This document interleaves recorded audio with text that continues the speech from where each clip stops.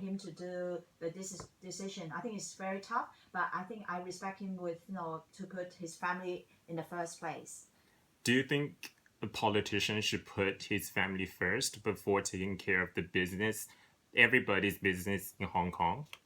We Chinese have a saying,齊家收天下. So we put family first as our Chinese tradition, and then if we got our families well and sound, and I think then we can do all the things with the support of the family. So I understand why he made this decision. So what do you think of the Hong Kong people's opinion on the Chief Secretary Carrie Lam? Yes, Carrie, she has done a lot of good works, and her contribution we can see, from in different aspects. I think she has done a very good job. So you can see her popularity is very high from the Hong Kong youth polling. So I think if she wants for it, I think she will gain support from people of Hong Kong.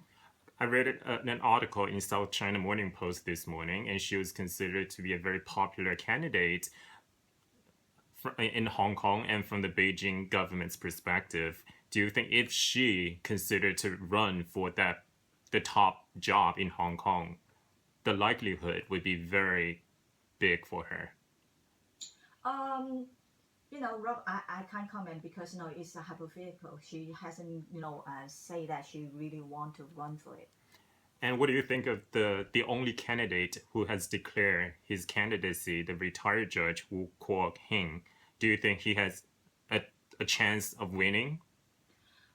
Still, it's a hypothetical because I can't predict what will happen. So sorry.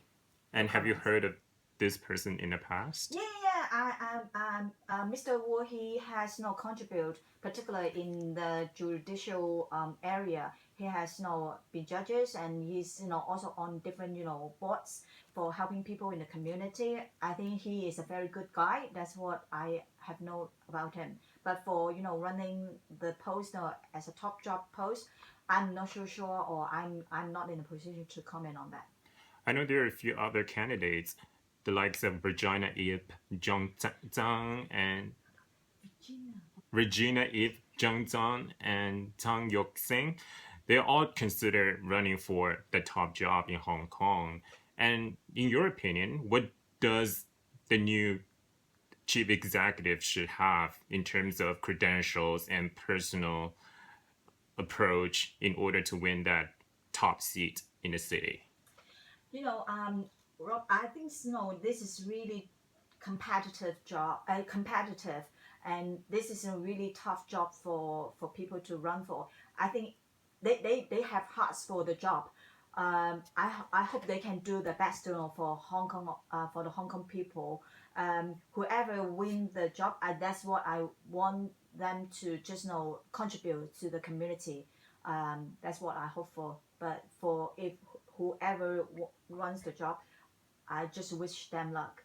Do you think the Hong Kong people will push the new chief executive to ask Beijing to stop intervening in Hong Kong's business? We Hong Kong is one country, two system. I would say Hong Kong will try to stay stay independent from asking help from China. I hope we are still going for the basic law. Along the basic law, we will do the one country, two system and run our government. That's what I think we're doing. And my last question for you, Angie, is that I've heard on RTHK Radio 3 this morning that the candidates, the pro-establishment candidates in the government right now, the number has increased dramatically. Do you think an approval is needed from Beijing in order for the new chief executive to have a successful term? As far as I understand, to have a blessing from the China, it is a good sign. That's what we call green light and red light. But some candidates like Judge Wu, he just go for what he thinks right. I think that's a good attitude. If you get you still can go for the vote, the job, the top job, if you don't have the blessing of the Chinese government. But it would be tough. So to be realistic, I think you have to have a better communication with the Chinese government or Chinese officials before you go for the top job. I think it is really tough otherwise. Thank you, Angie, for coming on Hong Kong today. Thank you. For having me. Bye. What do you Good think? question.